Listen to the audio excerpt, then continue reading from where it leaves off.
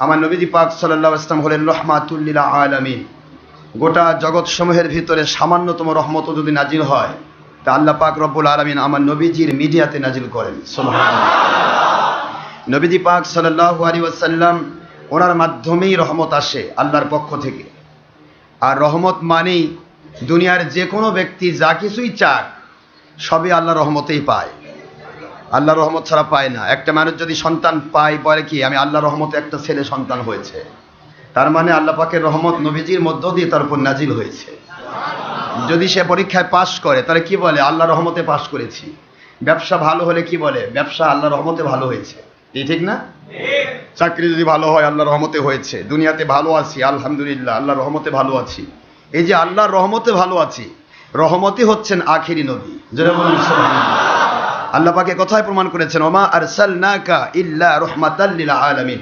আয় আমার বন্ধু, সারা জগৎ সমূহের মধ্যে নয় শুধু পৃথিবী, নয় শুধু আকাশ, পৃথিবী, আসমান, জমিন, গ্রহ, তারা, সপ্ত স্তর, জমিনের নিম্ন স্তর, সপ্ত আসমান, আরশে আজিম, এমনকি কবর, হাসর, মিজান, পুলসিরাত, জান্নাত, জাহান্নাম, সর্বত্র সামান্যতম রহমত যদি নাজিল করি আমি রাহমাতুল লিল আলামিনের মধ্য দিয়ে নাজিল করি। যারা বলেন সূরাতুল আম্বিয়া আলাইহিস সালাতু ওয়াস সালামের 107 নম্বর আয়াত খুললেই পাবেন 17 নম্বর পারা 21 নম্বর সূরা।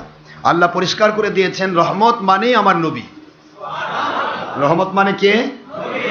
যে কিছুই নাজিল হোক শান্তি, রহমত, বরকত। আল্লাহ পাক এক কথা বলেছেন ইন্না আ'তাইনাকাল কাউসার। আমার বন্ধু, আমি সবাইকে কাউসার দিই, আমি আপনাকে দিয়েছি, আপনাকে কাউসার দিলাম। আর এই কাউসারের ব্যাখ্যা সকল তাফসিরে কিতাব, তাফসিরে রুহুল বায়ান, তাফসিরে কুরতুবী, তাফসিরে খাজিন, তাফসিরে বাগাবী, তাফসিরে সাফাতুত তাবাজি, তাফসিরে আব্দুল্লাহ ইবনে আব্বাস, যত রকমের বড় বড় তাফসির, নির্ভরযোগ্য তাফসিরে কিতাব সময় কেবলমাত্র এই বাতিল ফেরকার তাফসিরগুলো ছাড়া, বাতিল ফেরকার তাফসিরগুলোতে ঈদে মিলাদুন নবী তোলা হয়নি। কথা কি বোঝা গেছে? যত হক ফেরকার তাফসির আব্দুল্লাহ ইবনে আব্বাস থেকে শুরু করে রাইসুল মুফাসসির আমার নবীজির সাহাবী এবং আপন চাচাতো ভাই আব্দুল্লাহ ইবনে আব্বাস, তার তাফসির থেকে শুরু করে সকল নির্ভরযোগ্য তাফসিরের কিতাব আমার নবীজি পাক সাল্লাল্লাহু আলাইহি ওয়াসাল্লামকে কাউসার দেওয়া হয়েছে মানে জান্নাত দেওয়া হয়েছে, হাউজে কাউসার দেওয়া হয়েছে, রহমত, শান্তি, বরকত, পৃথিবীবাসীর জন্য যত রকমের নিয়ামতের প্রয়োজন সব আমার নবীকে আল্লাহ দান করেছেন।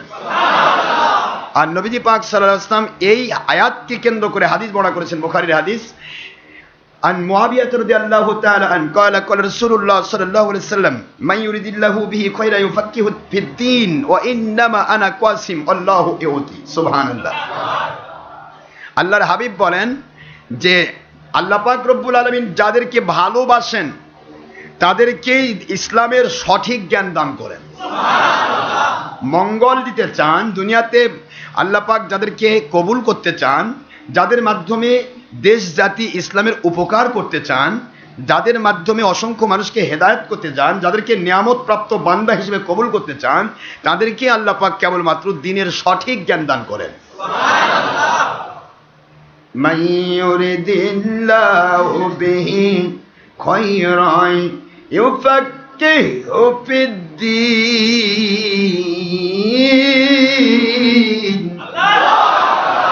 ওয়া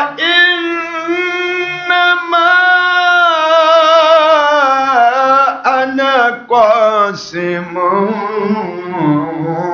والله يؤتي।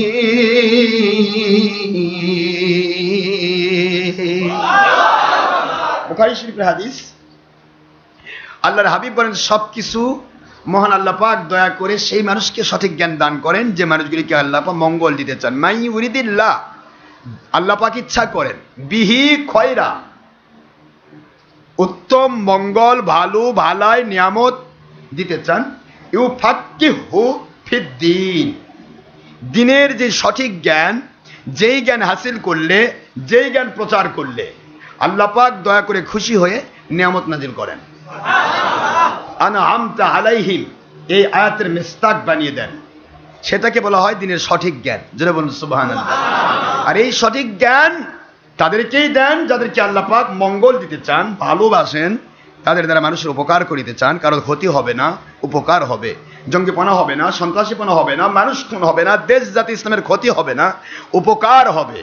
এমন মানুষগুলি কি আল্লাহ পাক সঠিক জ্ঞান দান করেন। আর এই সঠিক জ্ঞানের সবচাইতে বড় সিম্পটম, একটা মানুষ সঠিক জ্ঞান পাইল কিনা, সঠিক জ্ঞান সে পেয়েছে কিনা, তার প্রধান সিম্পটম, প্রধান সাংকেতিক চিহ্ন, তা হচ্ছে ইন্নামা আনা কাসিম আল্লাহু ইউতি। দুনিয়াবাসীর জন্য জান্নাতে পৌঁছা পর্যন্ত যত মঙ্গল, শান্তি, বরকত, খাইর, উত্তম যা কিছু দরকার সবকিছু আল্লাহ পাক রব্বুল আলামিন আমি আখিরি নবীকে দান করেন, আর আমি নিজের হাতে বন্টন করি। যারা বলেন সুবহানাল্লাহ। এটা বুখারী শরীফের হাদিস। হুজুর পাক সাল্লাল্লাহু আলাইহি ওয়াসাল্লাম বন্টন করেন।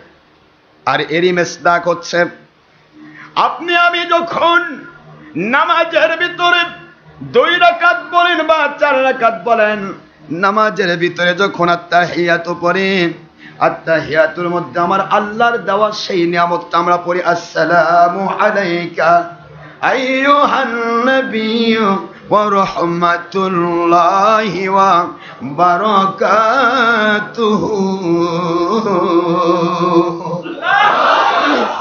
এই যে আমরা আত্তাহিয়াতুর মধ্যে পড়ি, এটা প্রকাশ করে দিলাম, আয় আল্লাহ আপনি দয়া করে সকল রহমত, সকল শান্তি, সকল বরকত আপনার হাবিবের উপর নাজিল করুন।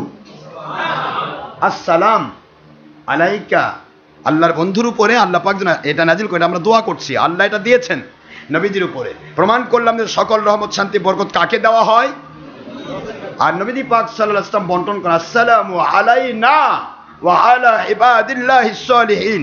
যারা নেককার, আল্লাহওয়ালা, সাদিকিন, সত্যবাদী, আল্লাহওয়ালা সকলকে আমি আখেরি নবী আল্লাহর দেওয়া নিয়ামতগুলি বন্টন করি। যারা বলুন সুবহানাল্লাহ। আর ওলিয়াগণ যে এলাকায় থাকেন তাদের উপরে এই রহমতটা আসে। আর ওই এলাকার সকল সুর, বাটপার, ভালো মানুষ, খারাপ মানুষ, বাতিল ফেরেকা, আপনার কাফের, মুশরিক, বেদিন, বদ্দিন, সবাই ওই দিনের জন্য, পৃথিবীবাসীর জন্য তারা বরযাত্রীর মতো খাবার খায়। যারা বলুন সুবহানাল্লাহ। বর একই এলাকায় 5 জন থাকে না, একটা জায়গায় একটা বিয়ার বাড়িতে কয় বর? একই বিয়ার বাড়িতে 4টা বর যদি হয় তাহলে কাক টানবে কোনে পক্ষ? বরযাত্রীর মধ্যে বর কয়টা থাকে? কিন্তু বরযাত্রী কতগুলো? 1000 হতে পারে, 2000 হতে পারে, 5000 হতে পারে, কিন্তু বর কয়টা? এক বরের জন্য ওই বরযাত্রীর ভিতরে যে চোরও থাকে সেও খাবার পায়, যদিও সে দাগি আসামি কিন্তু খাবার খাচ্ছে। ওই বরযাত্রীর ভিতরে যদি 1000 রকমের অপরাধী থাকে সেও কিন্তু বরযাত্রী হিসেবে খাবার খাচ্ছে। আমার আল্লাহ বুঝাচ্ছেন পৃথিবীতে এক এক জায়গায় এক একজন আল্লাহর ওলিকে আমি সেটিং করি, আর তাদের মাধ্যমে আমার নবীকে দেওয়া সেই রহমতগুলি আমি নাজিল করি, আর ওই জায়গার সমস্ত মানুষগুলি তারা পেয়ে যায়।